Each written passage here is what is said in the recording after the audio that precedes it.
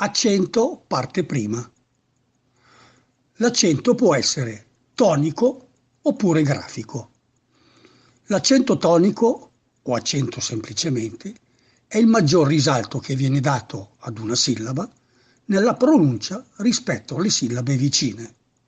Per cui si hanno sillabe toniche o accentate nella pronuncia, e mi ripeto, accentate nella pronuncia e non nella grafia, e sillabe atone, non accentate nella pronuncia. Va inoltre ricordato che il centro della sillaba è sempre una vocale e si avranno pertanto vocali toniche o accentate nella pronuncia, ripeto, nella pronuncia, e vocali atone non accentate nella pronuncia.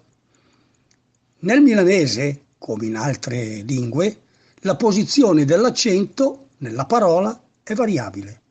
Esso può essere sull'ultima, penultima, terzultima o quartultima sillaba, e ne consegue che la parola si chiamerà rispettivamente tronca, piana, sdrucciola, bisdrucciola.